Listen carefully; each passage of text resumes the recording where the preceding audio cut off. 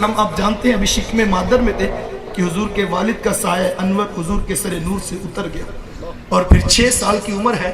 अब्वा की रेत का मकाम है, 3 नफूस पर मुश्तमिल काफिला है। हज़रत उम्मे ऐमन, हज़रत आमिना सलामुल्लाह अलैहा और हुजूर अलैहिस्सलाम कि हज़रत आमिना को बुखार हो गया, समझ गई कि ये बुखार जानलेवा साबित होगा। उम्मे ऐमन को करीब किया, दुर्र यतीम का हाथ उनके हाथ में देते हुए कहा, उम्मे ऐमन मेरे इस बेटे को बाहिफाजत अमीर कुरैश अब्दुल मुत्तलिब तक पहुंचा देना। फिर बेवा माँ ने अपने दुर्र यतीम के सर पे शफ़क़तों का हाथ रखा, कोई आखिरी प्यार भरी बातें करना चाही, लेकिन ज़ब्त के सारे बंधन टूट गए। चमचम आंखों से आंसू बरसने लगे। आखिरी लफ्ज़ जो हुजूर की वालदा ने कहे वो क्या थे? कहा, बेटा हर नई चीज़ ने पुराने हो जाना है, हर बाकी ने फना हो जाना है। मैं भी जा रही हूँ वज़िक्रा बाक व वलद तो तोहरा, लेकिन मेरा जिक्र बाकी रहेगा इसलिए कि तेरे जैसा सुथरा बेटा छोड़ के जा रही। जिन माओ के बेटे इतने अच्छे हों उनके जिक्र नहीं मिटा करते। ये आखिरी बात कही कि हुजूर की वालदा की आंखें बंद हो गई और सांस टूट गई। हुजूर बार बार अपनी माँ को हिलाते थे और कहते थे, अम्मी आप बोलती क्यों नहीं, अम्मी आप बोलती क्यों नहीं, लेकिन आगे से कोई जवाब नहीं आ रहा था। फिर 8 साल की उम्र, हुजूर अलैहिस्सलाम 6 साल की उम्र थी। कितने हौसले से अपनी माँ की लहद को खोदा होगा, उसके अंदर जस्ते अतर को रखा होगा, ऊपर से मट्टी अंडेल के आंखों से आंसुओं का छिड़काव किया और उम्मे ऐमन के साथ चिमट के बैठ गए। आज हो भी क्या सकता था अगर मदीना तो नूर में हुजूर की वालदा का इंतकाल होता। हजारों सहाबा जनाजे के जुलूस में शरीक होते, आसमान से फरिश्ते भी फूलों के हाथ लेकर पहुंचते, लेकिन वो क्या किसी ने कहा था कि तुझे किन फूलों से हम कफन दें? तू जुदा ही ऐसे मौसमों में हुआ जब दरख्तों के हाथ फूलों से खाली थे। 2 फूल होते मेरे हुजूर अपनी माँ की कब्र पे रखकर दिल को तसल्ली दे लेते। फिर कितने हौसले से माँ की कब्र को छोड़ा होगा, बार बार पलट के देखते होंगे। और फिर 8 साल की उम्र हुई कि अमीर कुरैश अब्दुल मुत्तलिब का जनाजा भी उठा। पूरा मक्का उमड़ के आ गया। लोग आगे बढ़ बढ़ के जनाजे की चारपाई को कंधा दे रहे थे। एक 8 साल का बच्चा था जो कभी इस दीवार से लग के रोता था, जो कभी इस दीवार से लग के रोता था।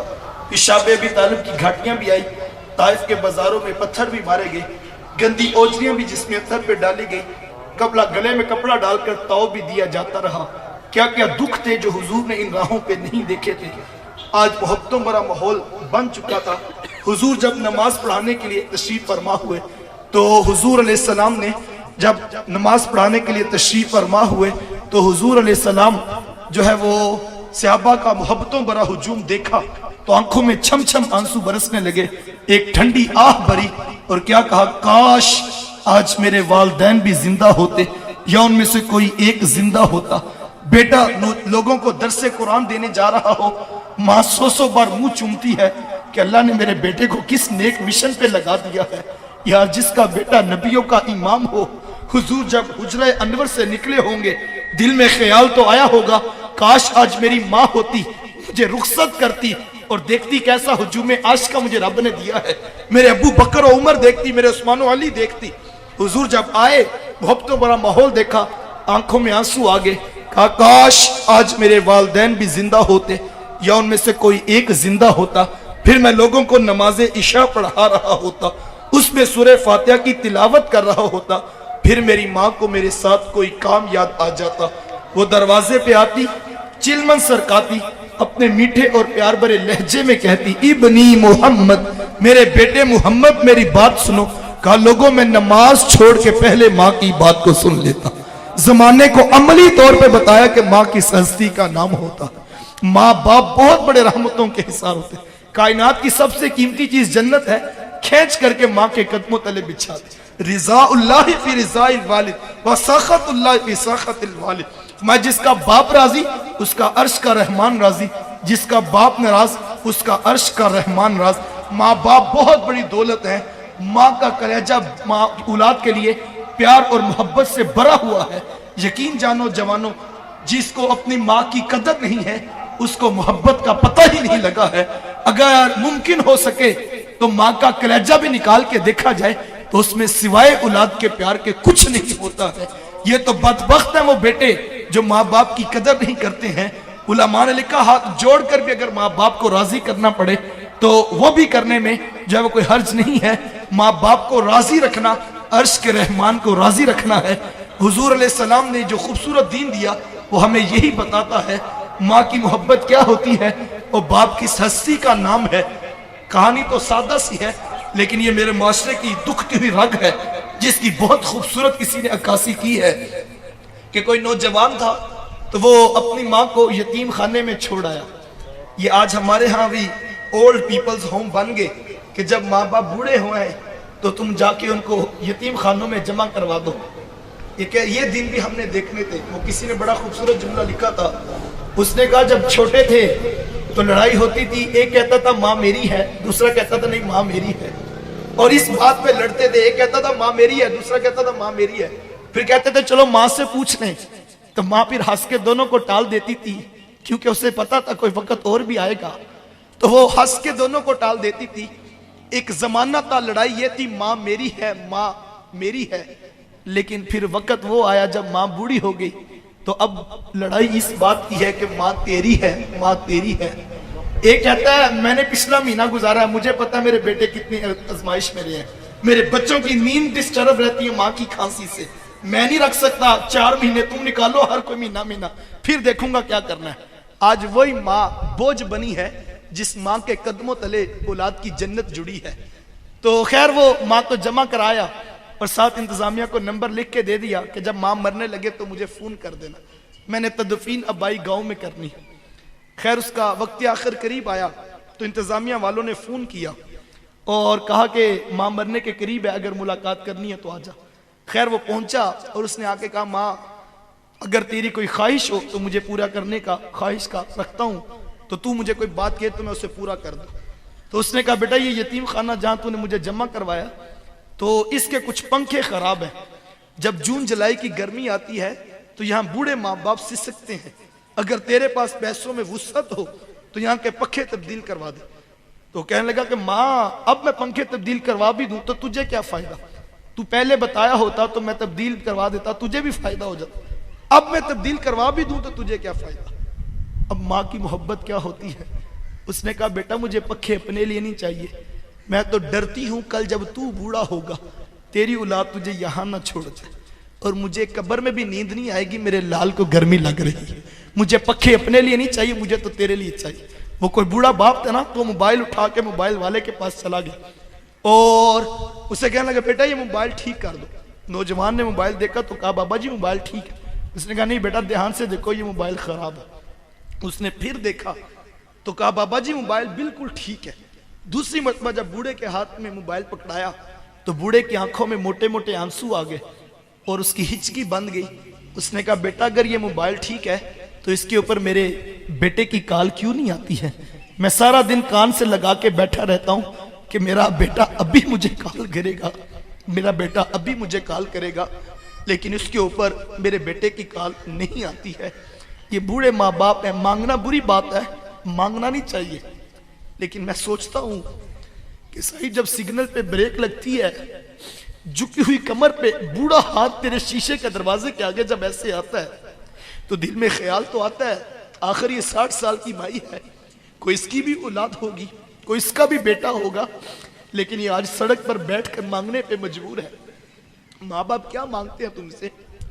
نماز ختم ہوتی ہے تو سارے لوگ اٹھ کے گھر چلے جاتے ہیں, ایک 60 سال کا بوڑھا مسجد میں بیٹھا رہتا ہے, اس کو اٹھ کے گھر نہیں جاتا. کیوں؟ اس کو پتا میری گھر میں کس کو ضرورت ہے.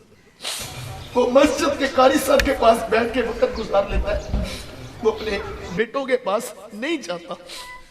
4 بیٹے بیٹھے ہوں گھر میں کسی بات پہ مشاورت ہو رہی ہو, ہر کوئی آگے بڑھ کے اپنے دل کی رائے دیتا ہے, لیکن ایک بوڑھا باپ ہے جو چپ بیٹھا ہے, وہ نہیں بتاتا اپنے دل کی بات. کیوں؟ اسے پتا میری بات کی کیا حیثیت اور کیا اوقات ہے.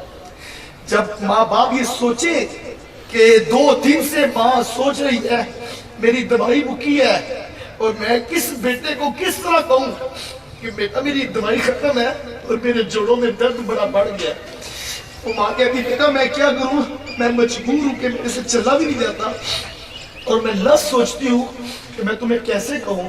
وہ جو باہر بیٹھ کے 2000 کا دوستوں میں ڈنر کر کے آ جاتا ہے, ماں کی دوائی کی خبر لینے کے لیے اس کے پاس نہ وقت ہے نہ اس کے پاس سوچ ہے. میں نوجوانوں سے کہتا ہوں آج تمہیں برا لگتا ہے, تم کہتے ہو میں نے یہ کرنا ہے, میں نے وہ کرنا ہے, تمہیں ماں باپ کا ٹوکنا برا لگتا ہے. صاحب ایک وقت آئے گا جب گھر سے چارپائی اٹھ جائے گی, وہ چارپائی جو تجھے بڑی بری لگتی تھی تو نے اٹھا کے سین میں رکھ دی تھی.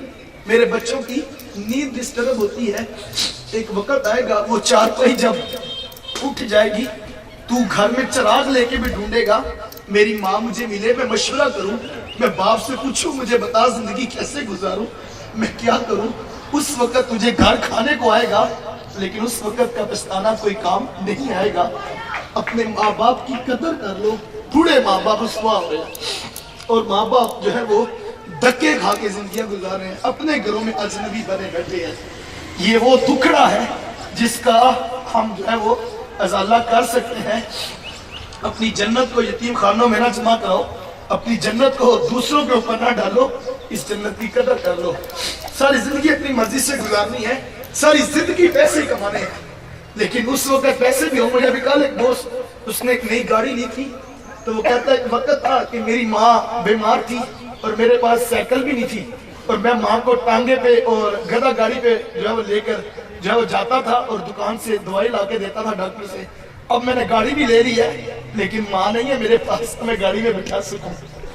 صاحب نئی گاڑی بھی ہوگی, نیا مکان بھی ہوگا, دنیا کی سہولتیں بھی ہوں گی, لیکن لطف نیند تو میں نہیں آئے گا جب ماں باپ پاس نہیں ہوں گے. سب کچھ لٹا دو ماں باپ پہ, رب نے بہت کچھ دینا ہے. جو ماں باپ کی قدر کرتا اللہ اسے تھوڑ نہیں آنے دیتا. سب کچھ لٹا دو, خود بھوکے رہ لو, ماں کی دوائی کی, ماں کے دودھ کے لیے اخراجات کی ٹینشن نہ لو, سب کچھ لٹا دو ان پہ. جس نے ماں باپ کی قدر کی ہے اسے دنیا میں کسی چیز کی تھوڑ نہیں آئے گی. آؤ اپنے بوڑھے والدین کی قدر کر لو. بس نیمے کل دعا ہے جن کے والدین وفات پا گئے, اللہ ان کی بخشش کرے, رحمتوں کا حساب دے. جن کے زندہ ہے صحت و تندرستی والی زندگیاں دے, اپنی اولادوں کی قدر کر لے. کسی نے بڑا خوبصورت جملہ کہا تھا, اس نے کہا کہ بیٹا جو ہے وہ ڈاکٹر بن جائے, انجینئر بن جائے, بیٹا جج لگ جائے, تو ماں باپ سوچتے ہیں کہ اب بیٹا بڑا افسر ہو گیا ہے, اس کے ساتھ بات کیسے کرنی ہے, کہیں ہماری بات سے یہ ناراض نہ ہو جائے. لیکن کہا اس کے برعکس, اگر بیٹا عالم دین بن جائے تو پھر بیٹا سوچتا میں نے بات اس لہجے میں کرنی ہے. اگر میرا لہجہ بھی اونچا ہو گیا تو عرش کا رحمان ناراض ہو جائے گا اور میرا جو ہے وہ خدا ناراض ہو جائے گا. کہا اگر بیٹا دین کی راہوں پہ آ جائے تو پھر بیٹا سوچتا ہے کہ کہیں میرا لہجہ اونچا نہ ہو جائے. آئیں اپنے والدین کی قدر کر لیں. اللہ تعالیٰ مجھے اور آپ کو کہے ہوئے جملوں پر اور کہی ہوئی باتوں پر توفیق عمل عطا فرمائے. وآخر دعوانا ان الحمدللہ رب العالمین. مجھے گلشن رابی پہنچنا ہے, سر وہاں پڑھنی ہے تو میں اس کے لیے معذرت کروں گا. اب آپ دعا جو ہے وہ اللہ مسئلہ فرمائیں. جزاک